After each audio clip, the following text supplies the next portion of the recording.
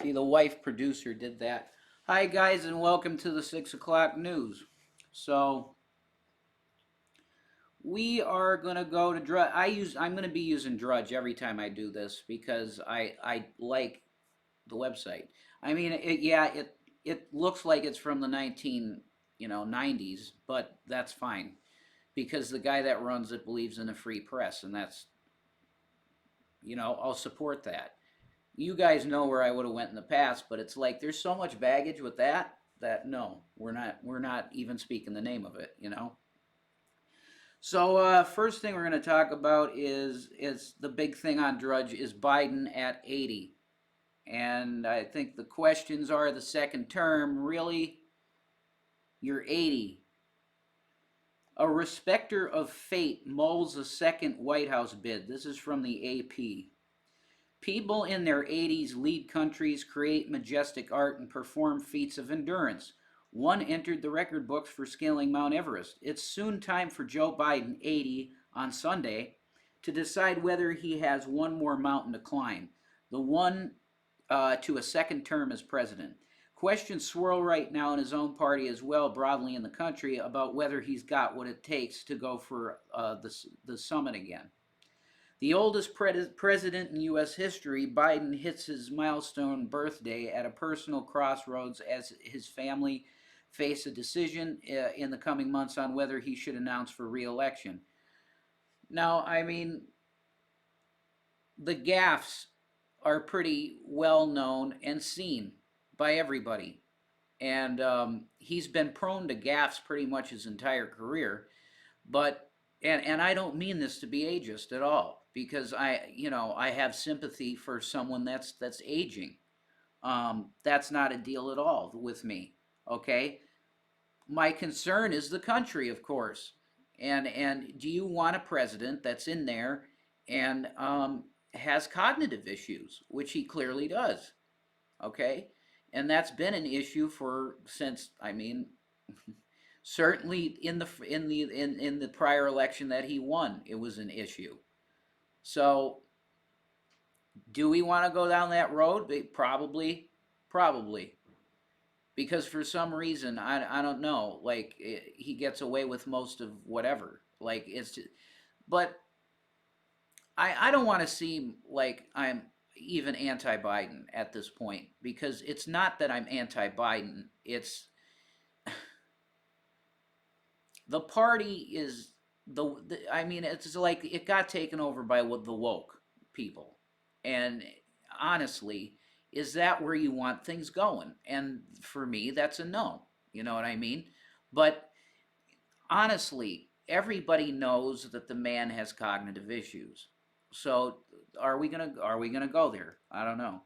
Biden aides and allies say he intends to run. I mean, that's pretty much telling you, yeah, here we go. And his team has begun quiet preparations for a campaign, but it's often been the president himself who sounded the most equivocal. My intention is that I run again, he said in a news conference this month, but I'm a great respecter of fate. Okay, Joe, the respecter of fate. Well, that's wonderful. So that's what we got for God. This is really they really want you clicking on ads, folks. That's for sure. Okay. Um, let's see. Let's talk about Twitter. Diminished Twitter faces tests for hate speech.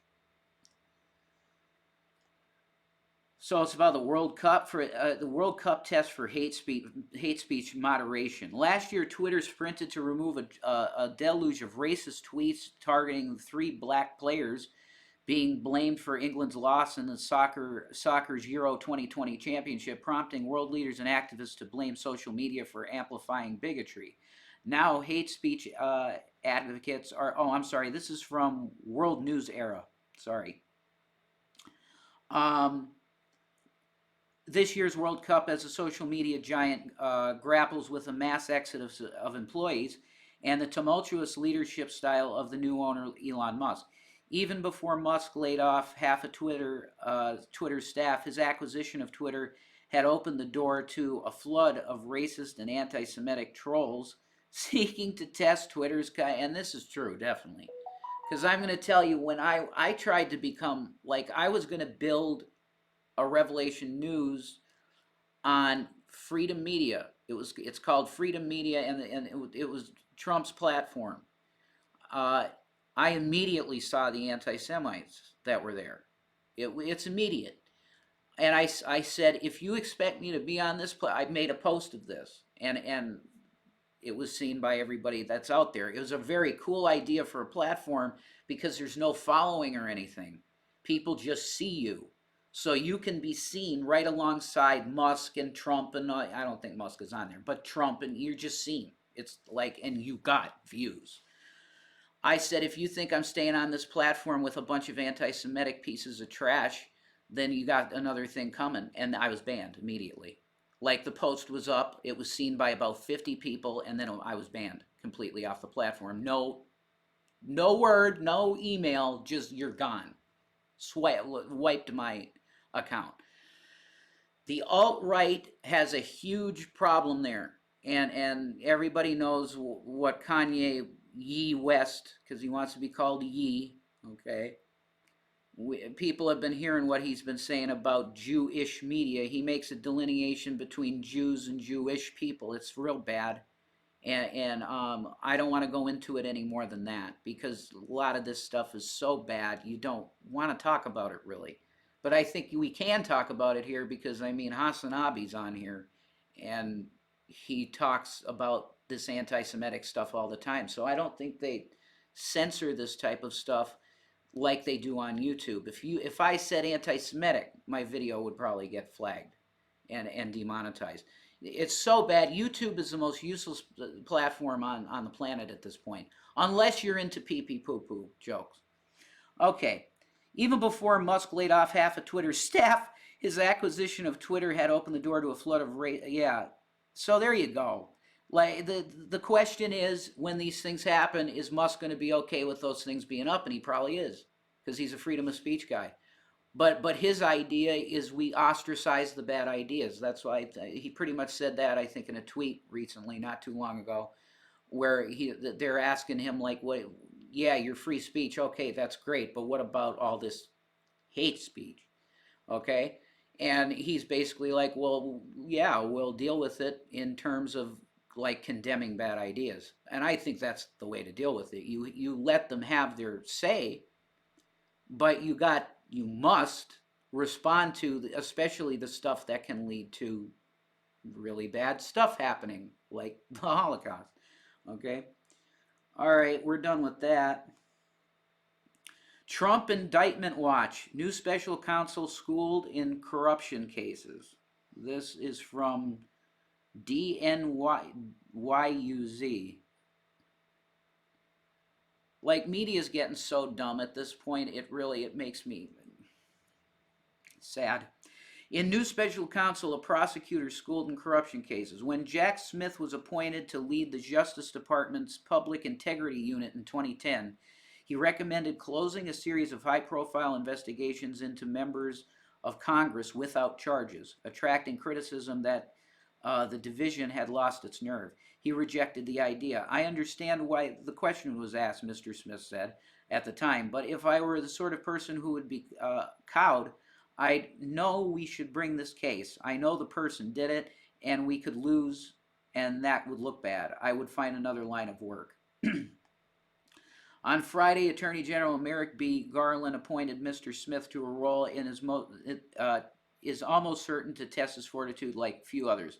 As special counsel, he will oversee a pair of criminal investigations involving former President Donald J. Trump, thrusting him into a political firestorm that will doubtlessly accompany the job. Mr. Smith appears as prepared for the task as anyone could be. Those who know him say he's been prosecuting criminal cases, including politically charged corruption investigations involving public officials, for nearly 30 years. At the start of his career, Mr. Smith was a Justice Department lawyer out of the central casting, a clean-cut prosecutor from upstate New York who played well in front of juries. Now in his mid-50s and with grizzled mane to prove it, He'll bring both the experience and patient demeanor required to deal not only with the legal challenges of scrutinizing Mr. Trump, but also with the fierce partisan rancor that's sure to follow. Jack has a way about him of projecting calm, said Kelly Curry, who worked with Mr. Smith in the Brooklyn Federal Prosecutor's Office. People look to him for steady guidance.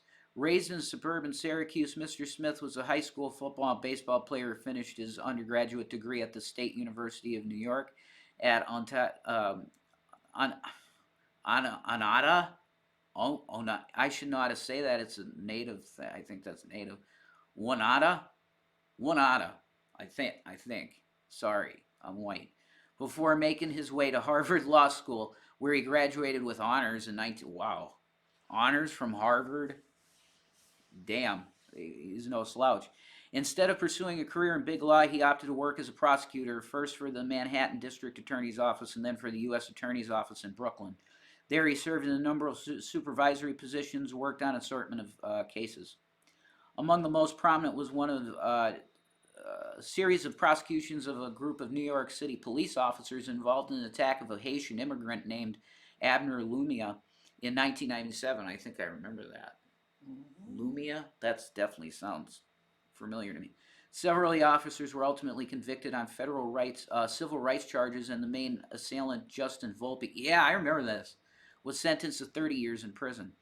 Colleen Cavanaugh, who worked with Mr. Smith in Brooklyn, described as a quintessential public servant who was preternaturally driven to pursue big cases, the kind of man who did only two things outside of spending time with his wife, a documentary filmmaker, and their daughter, work and work out. There's no mystery here, Mr. Kavanaugh said. He's a hard-working, smart person who knows how to move cases. That's who he is. He comes in and he gets things done. Ms. Kavanaugh and Mr. Smith were partner in 2007 murder case in which Staten Island man Ronald Wilson was sentenced to death for killing two New York police detectives with shots to the backs of their head during an undercover sting operation. 3 years later, however, a federal appeals court overturned the death sentence, ruling that the prosecution has violated Mr. Wilson's rights by telling the jury, okay, I'm going to stop. I'm going to cut it off here. We're learning about this prosecutor. His name is Jack Smith, and if you want to see what he looks like, that's the guy right there. So he is going to be the one taking on the Trump madness, all of these cases and I don't even know how many cases there are brewing of possible legal problems for former President Trump, which makes you go, and the GOP is saying, we need to get rid of the Orange Man, because this guy has, and in fact, I'll bring that up because I think it's Christie. Yeah, Christie, time to dethrone the Don. Mega donors abandon the ex-president. Okay, that's huge. So huge. You got the big donors saying, no, Don, we're not going with you again. So that means the money is not with Trump, hence he might not even get the nomination. That's pretty crazy to think this man was running. He's still running the party pretty much. Like when they look for leadership, it's still him pretty much. Okay? Who are you going to put up there? Who? Are you going to run against Cadaver Joe? Okay? Say his name. Christie declares time has come to dethrone Trump if GOP wants to win in 2024. This is from Washington Examiner. Chris Christie is pushing Republicans to challenge Donald Trump head on and stop fearing the former president's grassroots supporters, saying the party is barreling toward more disappointment at the polls in 2024, absent fresh leadership at the top. Yeah, you want it, Chris? Okay. There's a number of people who are considering running for president who still treat him like Voldemort, like he who shall not be named, the former New Jersey governor told Washington Examiner Thursday, comparing Trump to the antagonist in Harry Potter's novels. They say leaders who do this or that, but they won't say that name, the name. I think that fails the leadership test, Christie said. You're going to run against him? Say his name. You think he did something wrong? Say his name. Christie, a one-time Trump ally who sought the White House in 2016, and has emerged as a vocal critic of the former president in the wake of the 2020 election, is not a disinterested party. The former two-term governor, ex-attorney, is mulling a 2024. Of course he is. He ran last time, like, of course, and he's gonna badmouth Trump because he thinks, oh my God, this could be my chance this time. Maybe it's this one for Christie, you know.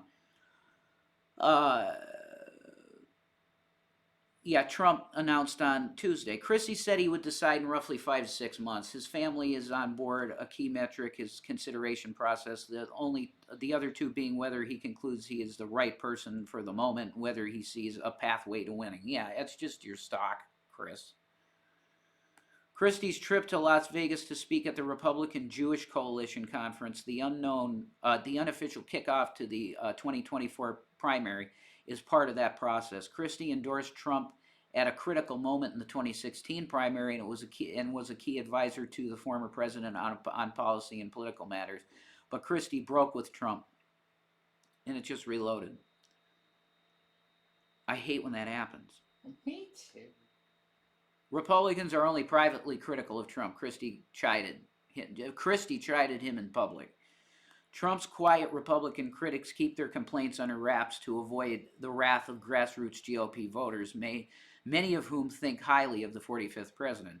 As happened to some Republicans in the midterm elections, they worry Trump might endorse a challenger in the GOP primary, endangering their political careers.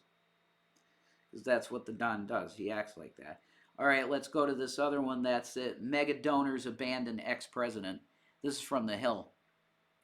Trump faces potential fundraising problem as mega donors jump ship.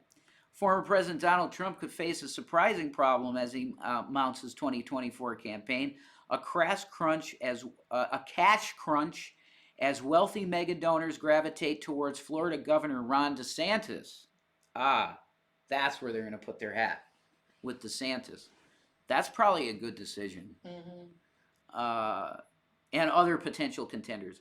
A loyal army of small dollar donors will power Trump's presidential bid, potentially making it up for the exodus of billionaire backers. But they've shown signs of scaling back their giving. And while Trump's political machine is starting off with a war chest of more than $110 million, federal law prevents him from using most of that money to advance his White House campaign. Meanwhile, Trump's political committees are shelling out huge sums on his legal defense, totals that only seem to likely rise after the Department of Justice on Friday announced a special counsel to oversee probes into him. Probe.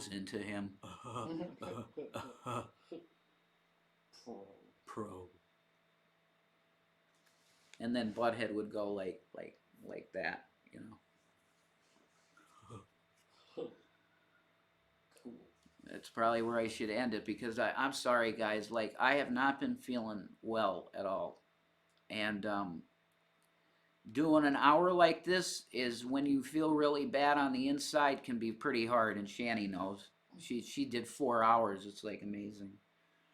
GOP mega donors abandon Trump. Billionaire Republican donors are splitting from Trump after the far below expectation of last week's midterm elections, dealing a serious blow to his fundraising prospects. Hedge fund manager Ken Griffin, the second most prolific GOP donor of the midterm, said Tuesday that he would support DeSantis over Trump, pointing to the Florida governor's dominant re-election victory in a state that was considered competitive until recently. I'd like to think that the Republican Party is ready to move on from somebody who has been, for this party, a 3-time loser, Griffin said. The forum in Singapore, referring to the last 3 election cycles. Griffin, who bankrolled a pro-Trump super PAC in previous cycles, gave $5 million to a political committee aligned with DeSantis last year. Steven Schwartzman, CEO of a private equity giant Blackstone and a top Republican donor, announced Wednesday that he would support a challenger to Trump in 2024. America does better when its leaders are rooted in today and tomorrow, not today and yesterday, Schwartzman said in a statement. It's time for the Republican Party to turn a new generation of leaders, and I intend to support one of them in the presidential primaries. Robert and Rebecca Mercer, top donors of Trump's 2016 campaign, are also done backing the former president. Several prominent Republicans who supported Trump's 2020 re-election bid, including South Dakota Governor Kristi Noem, former Vice President Mike Pence, and other possible your former vice presidents, like, see ya. Well, yeah, what do you expect? I mean, you had your guys going, whoa, that's pretty bad. And other possible 2024 challengers have made similar statements calling for new leadership after a disastrous midterm election for Trump-endorsed candidates. We were told they were getting tired of winning, but I'm tired of losing. Former Trump administration Secretary of State Mike Pompeo, another potential 2024 hopeful. Yeah, it's over. The Republicans are just going to be done. If they don't go with Trump, it's going to be over. Yeah, you got 8 years of, wow, Biden. And then it's probably Democrats for a while. I want to move. And so are most Republicans. Trump will at least be able to tap his enormous list of online small dollar Yep, I'm out. I ain't got nothing. Sorry, Don. Small dollar donors who powered his near record $774 million fundraising haul in 2020. But after bringing in big money in 2021, the Trump operations fundraising slowed in the first half of this year, forcing it to spend more on text, emails, online ads, and other appeals to donors. Trump-affiliated committees spent more than they raised in third quarter 20. Oh my God. Disaster. Trump, who is a billionaire himself, spent $66 million of his own money on his 2016 presidential campaign, but he opted not to self-fund his 2020 re-election run. The Hill has reached out to the Trump campaign for comment. Following his official 2024 announcement, the Trump campaign will also now be on the hook for millions of dollars in legal fees that were being paid by the Republican National Committee.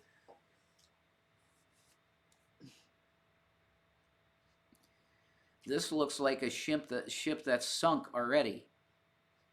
Do you get what I'm saying? Like it's at the bottom of the Potomac already. We cannot pay legal bills for any candidate that's announced, RNC Chairwoman Ronna McDaniel told CNN's Dana Bash, noting that the committee can't make in-kind contributions to a declared candidate. Well, that makes sense. Trump restricted from using war chest. Political committees controlled by or closely affiliated with Trump have a total of nearly $112 million in the bank, according to an analysis of the most recent Federal Election Commission (FEC) filings by nonpartisan research group Open Secrets.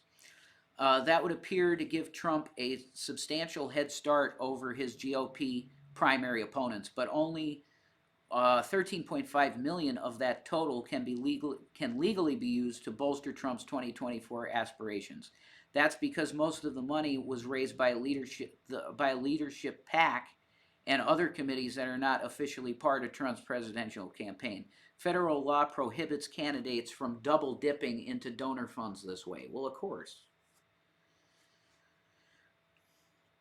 Thus bypassing candidate contribution limits and transparency rules. Yeah. In an effort to dodge those restrictions, Trump's leadership PAC last month transferred $20 million to a super PAC called MAGA Inc. What an idiot. See, this stuff...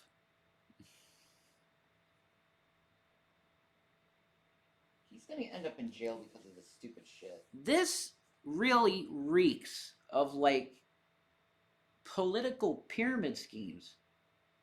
He's been doing it for years now. With this, you see what your emails? Yeah. I just thought it was fundraising. The group is run by Trump aides, even though super PACs are supposed to be independent of candidates. That's true. A PAC is a political action committee. Okay, a PAC. You're not supposed to have a candidate. You're not supposed to push a candidate with a PAC. You're not supposed to do that. But MAGA Inc. Well, who the hell do you think they're gonna promote? The Nonpartisan Campaign Legal Center filed a complaint before the FEC this week, alleging that the transfer violated federal law prohibiting candidates. Oh my God, I think it does. I think it does. I think it's pretty much on its face. You're guilty of it. And their committees from transferring funds to soft money entities such as super PACs that can raise and spend unlimited funds. Oh my God. Like it's clear what they're doing. It's like money laundering in politics. I'm sorry, folks. I'm feeling a little sick. I really am. And this doesn't make it any better, but I've been feeling really bad today. So pray for me if you can. I really need it. I don't have my medication, and I've just been really suffering. Sourav Ghosh, director of the Federal Campaign Finance Reform at Campaign Legal Center, said that the Trump campaign strategy is very clear violation of federal law, but it's still unclear whether the FEC will act in a timely manner or at all to prevent wrongdoing. The commission, which is divided equally among partisan lines, has rarely slapped penalties on campaign committees in recent years. Republican commissioners have dismissed every complaint against Trump, despite 24 instances of FEC's nonpartisan lawyers recommending an investigation. Quote, the FEC's track record of endorsing soft money violations is pretty poor, Ganesh said. And if you pair that with the fact that they have equally bad, if not worse, track record of enforcing really any campaign finance law against Donald Trump, that's interesting, ain't it? If Trump is successful in evading campaign finance laws, he could encourage DeSantis to do the same. Well, yeah, I mean, if they're not going to enforce it on Trump, then all of them can just go, whatever. Let's all money launder. The Florida governor hasn't said that he'll run for president, but he broke state-level fundraising records in his 2022 gubernatorial contest and spent only a fraction of the total. DeSantis ended the race with around $90 million in the bank between his campaign committee and affiliated PAC. If he were to try a similar maneuver as Trump and simply transfer all the money over to the super PAC that's geared towards supporting his candidacy, there's no question that would be another, even more clear-cut soft money violation. But I mean, look, what's good for the goose is good for the gander. It's like, I have to choose what the hell I'm going to do next. This is depressing. I'm sorry.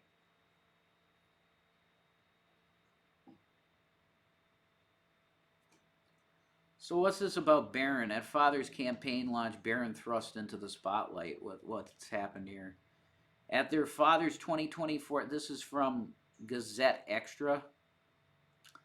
At their Father's 2024 campaign launch, Barron Trump is thrust into spotlight, and Ivanka and Don Jr. are no-shows. As First Lady, Melania Trump spent a fair amount of time hitting out at media personalities and other public figures who made comments and cracked jokes about her young son Barron, at one point saying that a minor child should be off limits from scrutiny and hate. But Melania Trump probably won't have such an easy time anymore convincing strangers that it's not okay to say things about 16-year-old Barron now that her husband Donald Trump has announced that he's running again for president in 2024. It also won't help the former First Lady's efforts to protect Barron after the teenager was called upon this week to help shoulder the burden of showing family support for the patriarch's candidacy. Barron, reportedly standing 6'7", was a highly visible. That's amazing. He's a Nephilim. He's a big boy. Was a highly visible presence at Trump's Mar-a-Lago resort in Palm Beach, Florida, when the twice impeached former president announced his desire to retake the White House. More notably, Barron and his older brother Eric were the only two of Trump's 5 children to make it to the campaign event. Tiffany Trump wasn't at the announcement as she was reportedly on her honeymoon after getting married at Mar-a-Lago the previous weekend. Oh, well, good for Tiffany. She got married. Perhaps more painful for Trump, Donald Trump Jr. and Ivanka Trump, his 2 oldest children and his most prominent family supporters during his 2016 and 2020 campaigns, were conspicuously absent, the Daily Beast reported. A source told the Daily Beast that Trump Jr., a leading online prominent, sorry, a leading online proponent of Trumpian politics, was busy on a hunting trip in the Mountain West, yeah, and couldn't get a flight out to make it back for the speech because of bad weather. The timing for Trump Jr.'s hunting trip and his excuse for not getting there with his father's announcement sounds a bit strange. Trump Jr. was at Mar-a-Lago on Saturday night for Tiffany's wedding, and his father had been saying for days that he would say, I'm really suffering here. I'm like struggling. I know, babe. He would make his big campaign announcement on Tuesday. It's odd that Trump Jr., who plans to campaign for his father, couldn't put off his hunting trip for a couple days so he could stand by his father. Meanwhile, Ivanka Trump has made it clear that she wants to distance herself from politics altogether, which means she won't campaign for her father this time around, and she won't return for work for him in the White House if he's reelected. In a statement released to the media on Tuesday, Ivanka Trump said, "This time around, I am choosing to prioritize my young children and the private life we are creating as a family." Trump spent much of the past weekend during Tiffany's wedding festivities begging Ivanka to make an appearance Tuesday night. The New York Post. In the end, Trump had to settle for Ivanka's husband, Jared Kushner, being at the announcement. He said he was grateful for Eric and his wife, Laura, standing for him, and Kimberly Guilfoyle putting in an appearance on behalf of Trump Jr., her absent boyfriend. But with Barron's more headline. What? But with Barron's more headline headline grabbing.